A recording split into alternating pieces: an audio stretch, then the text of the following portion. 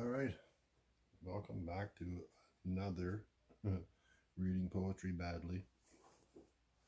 And this one I know from Iron Maiden, actually.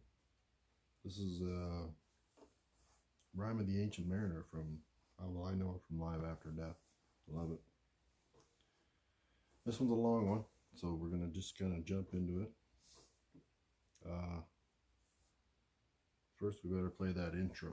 So, hopefully, right now. And the moral of this story is this is what not to do if your bird shits on you. The Rime of the Ancient Mariner! Alright, so here we go. It is an ancient mariner, and he stoppeth one of three. By thy long grey beard and glittering eye, now wherefore stoppest thou me? The bridegroom's doors are opened wide, and I am next of kin. The guests are met, the feast is set, mayst hear the merry din.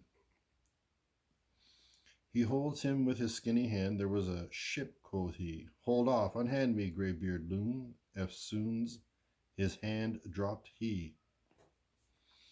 He holds with his glittering eye. The wedding guest stood still, and listens like a 3 years child. The mariner hath his will. The wedding guest sat on a stone. He cannot choose but hear, and thus spake on that ancient man, the bright-eyed mariner. The ship was cheered, the harbour cleared, merrily did we drop, below the kirk, below the hill, below the lighthouse top. The sun came up upon the left, out of the sea came he, and he shone bright, and on the right went down into the sea. Higher and higher every day, till over the mast at noon the wedding guest here beat his breast, for he heard the loud bassoon. The bride hath paced into the hall, red as a rose is she, nodding their heads before her goes the merry minstrelsy. The wedding guest, he beat his breast, yet he cannot choose but hear, and thus spake on that ancient man, the bright-eyed mariner. And now the storm blast came, and he was tyrannous and strong.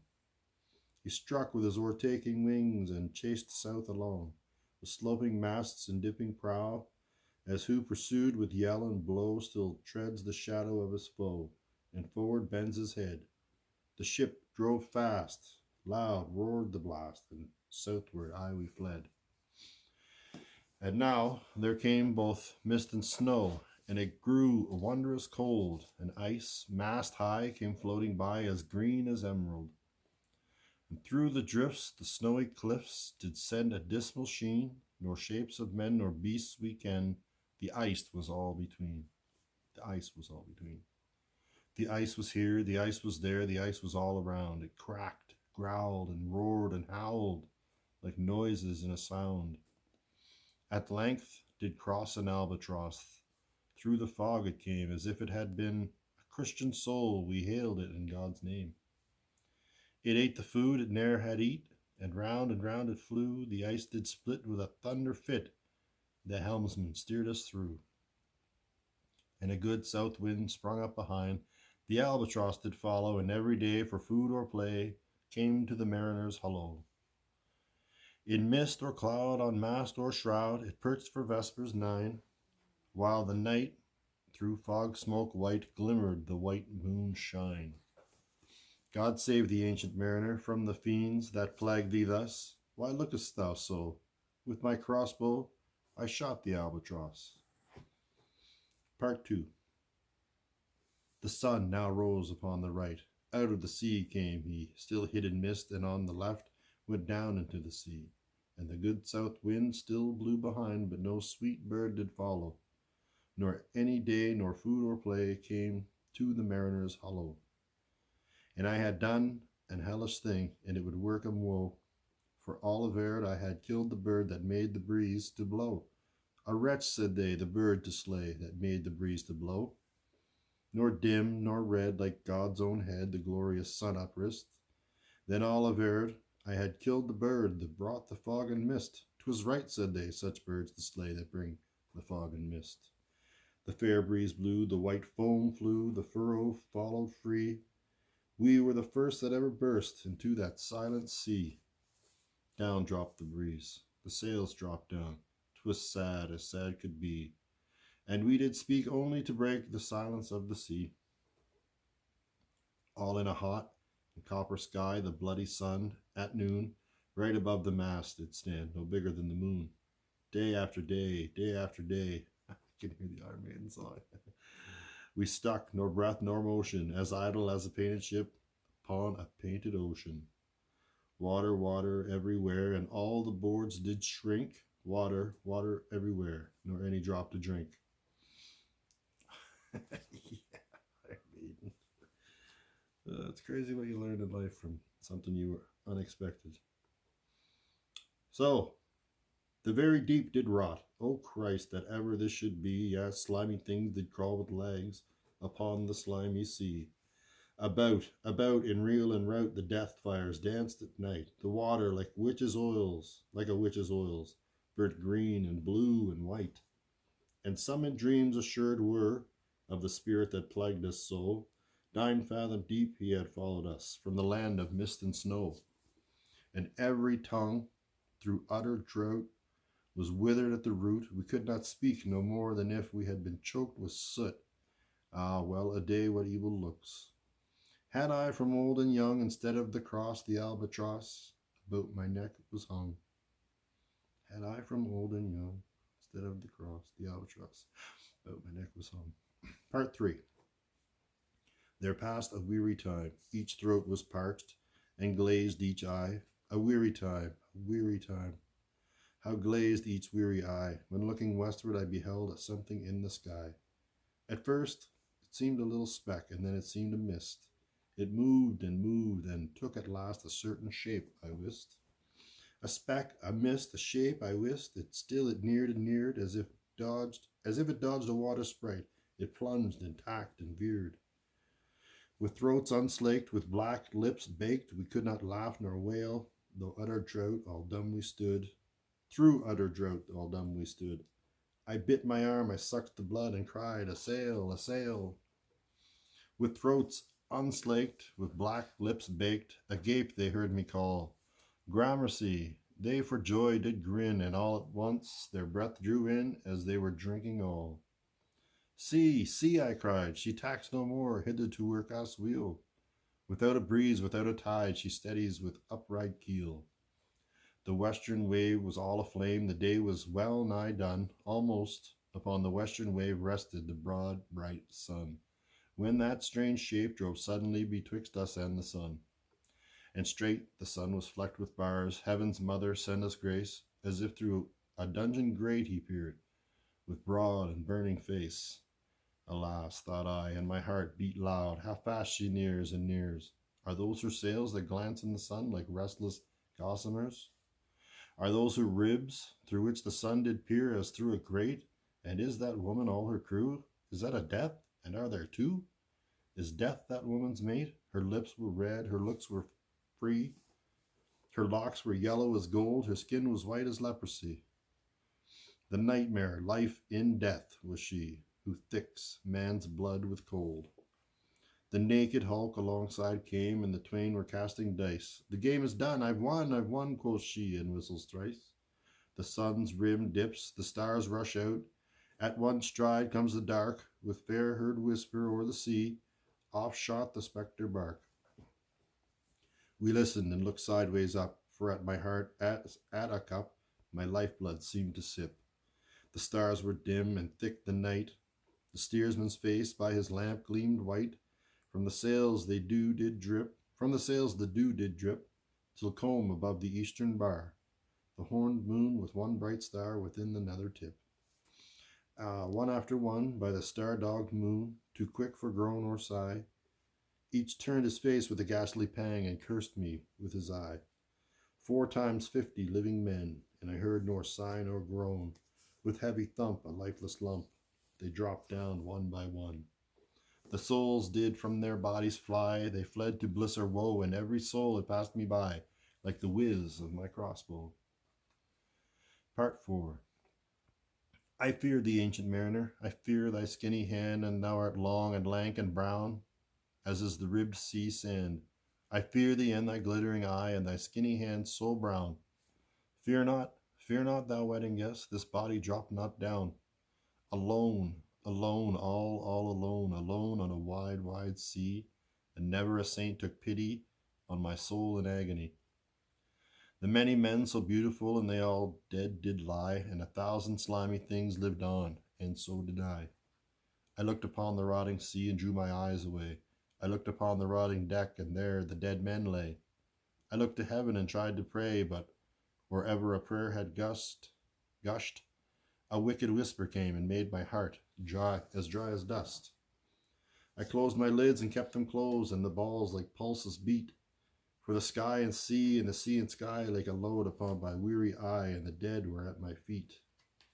The cold sweat melted from their limbs, nor rot nor reek did they. The look with which they looked on me had never passed away. An orphan's curse would drag to hell a spirit from on high, but oh, more horrible than that is a curse in a dead man's eye. 7 days, 7 nights I saw that curse, and yet I could not die.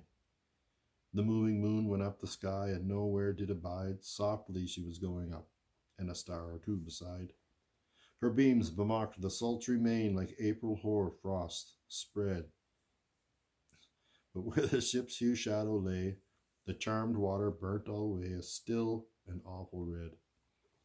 Beyond the shadow of the ship I watched the water snakes. They moved in tracks of shining white, and when they reared, the elfish light fell off in hoary flakes. Within the shadow of the ship I watched their rich attire, blue, glossy green, and velvet black.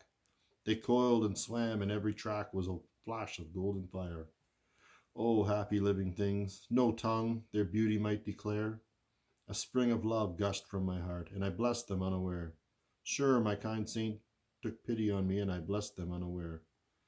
The self-same moment I could pray, and from my neck so free the albatross fell off, and sank like lead into the sea. Part 5. Oh, sleep, it is a gentle thing, beloved from pole to pole. To Mary Queen the praise be given. She sent the gentle sleep from heaven that slid into my soul. The silly buckets on the deck that had so long remained, I dreamt that they were filled with dew, and when I awoke it rained. My lips were wet, my throat was cold, my garments all were dank. Sure, I had drunken in my dreams, and still my body drank.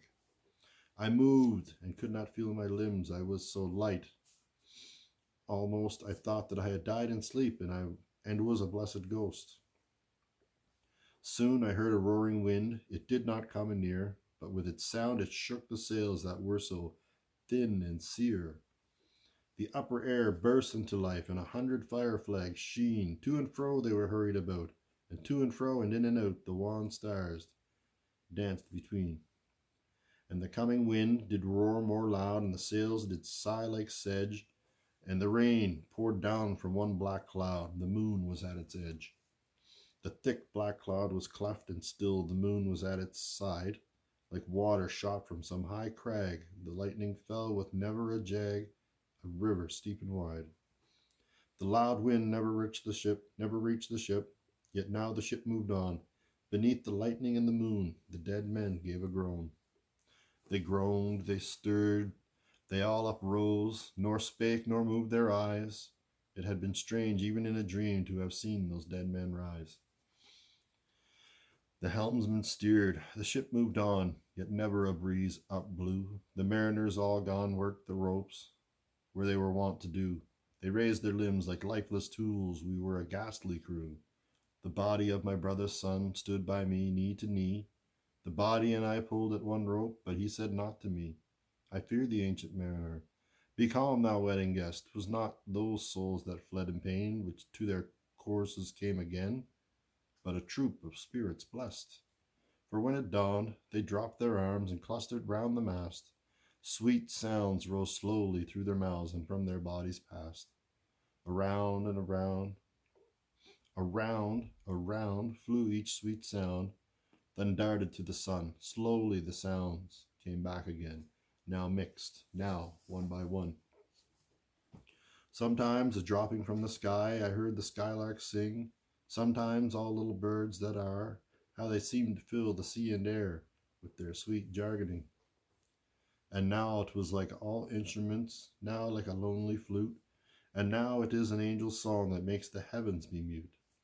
It ceased, yet still the sails made on, a pleasant noise till noon, a noise like of a hidden brook in the leafy month of June, that to the sleeping woods all night singeth a quiet tune. Till noon we quietly sailed on, yet never a breeze did breathe. Slowly and smoothly went the ship, moved onward from beneath.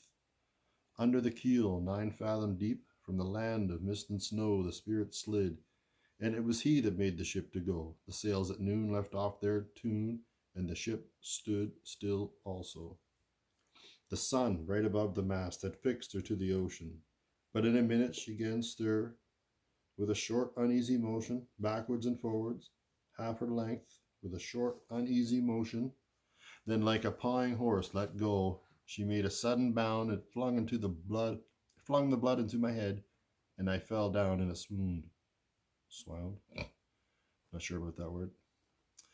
How long in that same fit I lay, I have not to declare, but ere my living life returned, I heard and in my soul discerned 2 voices in the air. Is it he, quoth one? Is this the man? By him who died on cross, with his cruel bow he laid full low the harmless albatross. The spirit who bideth by himself in the land of mist and snow, he loved the bird that loved the man who shot him with his bow. The other was a softer voice, as soft as honeydew. Quoth he, the man hath penance done, and penance more will do. Part 6, spoken by the first voice. But tell me, speak again, thy soft response renewing. What makes that ship drive on so fast? What is the ocean doing? Second voice. Still as a slave before his lord, the ocean hath no blast. His great bright eye most silently up to the moon is cast, if he may know which way to go, for she guides him, smooth or grim. See, brother, how graciously she looked down on him. First voice again. But why drives on that ship so fast, without or wave or wind? Second voice. The air is cut away before and closes from behind. Fly, brother, fly, more high, or we shall be belated. For slow and slow that ship will go when the mariner's trance is abated. I woke, and we were sailing on as in a gentle weather. 'Twas night, calm night, the moon was high, the dead men stood together. All stood together on the deck for a charnel dungeon fitter, all fixed on me their stony eyes that in the moon did glitter. The pang, the curse with which they died had never passed away. I could not draw my eyes from theirs, nor turn them up to pray. And now the spell was snapped once more. I viewed the ocean green, and looked far forth, yet little saw of what had else been seen. Like one that on a lonesome road doth walk in fear and dread, and having once turned round, walks on and turns no more his head, because he knows a frightful fiend doth close behind him tread. But soon there breathed a wind on me, nor sound nor motion made. Its path was not upon the sea, in ripple or in shade. It raised my hair, it fanned my cheek like a meadow gale of spring. It mingled strangely with my fears, yet it felt like a welcoming. Swiftly, swiftly flew the ship, yet she sailed softly too. Sweetly, sweetly blew the breeze, on me alone it blew. Oh, dream of joy, is this indeed the lighthouse top I see? Is this the hill? Is this the kirk? Is this mine own country? We drifted o'er the harbour bar, and I with sobs did pray, oh, let me be awake, my God, or let me sleep always, always. The harbour bay was clear as glass, so smoothly it was strewn, and on the moonlight lay, and the shadow of the moon. And let's go back to that one more time. The harbour bay was clear as glass, so smoothly it was strewn, and on the bay the moonlight lay, and the shadow of the moon.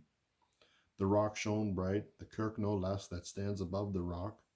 The moonlight steeped in silentness the steady weathercock, and the bay was white with silent light, till rising from the same full many shapes that shadows were, in crimson colours came. A little distance from the prow those crimson shadows were. I turned my eyes upon the deck. Oh, Christ, what I saw there! Each corse lay flat, lifeless and flat, and by the holy rood of man all light, a seraph man. On every corse there stood, I think that's supposed to be corpse, Skip one here. This seraph band each waved his hand. It was a heavenly sight. They stood as signals to the land, each one a lovely light. This seraph band each waved his hand. No voice did they impart, no voice, but oh, the silence sank like music in my heart. Soon I heard the dash of oars, I heard the pilot's cheer. My head was turned perforce away, and I saw a boat appear. The pilot and the pilot's boy, I heard them coming fast. Dear Lord in heaven, it was a joy the dead men could not blast. I saw a third, I heard his voice, it is the hermit good, he singeth loud his godly hymns that he makes in the wood. He'll shrieve my soul, he'll wash away the albatross's blood. Part 7. This hermit good lives in that wood, which slopes down to the sea. How loudly his sweet voice he rears. He loves to talk with mariners that come from a far country. He kneels at morn and noon and eve. He hath a cushion plump. It is the moss that wholly hides the rotted old oak stump. The skiff boat neared. I heard them talk. Why, this is strange, I trow. Why are those lights so many and fair? That signal made but now. Strange, by my faith, the hermit said. And they answered not our cheer. The planks look warped, and see those sails, how thin they are and sere. I never saw aught like to them, unless perchance it were brown skeletons of leaves that lag my forest brook along. When the ivy toad is heavy with snow, and the owlet whoops to the wolves below, that eats the she-wolf's young. Dear Lord, it hath a fiendish look, the pilot made reply. I am afeard, push on, said the hermit cheerily.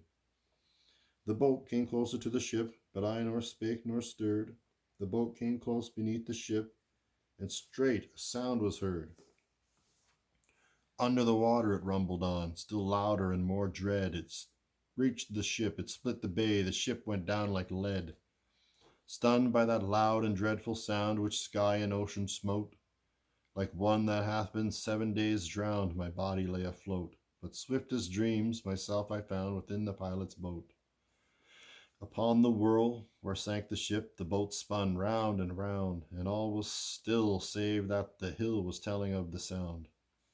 I moved my lips, the pilot shrieked and fell down in a fit. The holy hermit raised his eyes and prayed where he did sit. I took the oars, the pilot's boy, who now doth crazy go, laughed loud and long, and all the while his eyes went to and fro. Ha ha, quoth he, full plain I see, the devil knows how to row. And now, all in my own country, I stood on the firm land. The hermit stepped forth from the boat, and scarcely he could stand.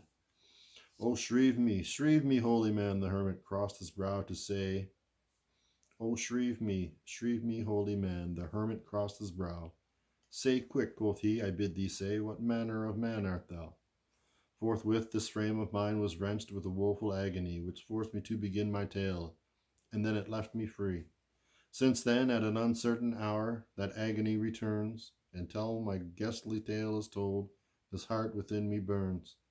I pass like night from land to land. I have strange power of speech. That moment that his face I see, I know the man that must hear me. To him my tale I teach. What loud uproar bursts from that door? The wedding guests are there. But in the garden bower, the bride and the bridemaids singing are. And hark the little vesper bell which biddeth me to prayer. O wedding guests, this soul hath been alone on a wide, wide sea. So lonely 'twas that God himself scarce seemed there to be. O sweeter than the marriage feast, 'tis sweeter far to me to walk together to the kirk with a goodly company. To walk together to the kirk, and all together pray, while each to his great Father bends, old men and babes and loving friends, and youths and maidens gay. Farewell, farewell, but this I tell to thee, thou wedding guest. He prayeth well who loveth well, both man and bird and beast. He prayeth best who loveth best, all things both great and small. For the dear God who loveth us, he made and loveth all. The mariner whose eye is bright, whose beard with age is hoar, is gone, and now the wedding guest turned from the bridegroom's door. He went like one that hath been stunned, and is of sense forlorn, a sadder and a wiser man. He rose the morrow morn.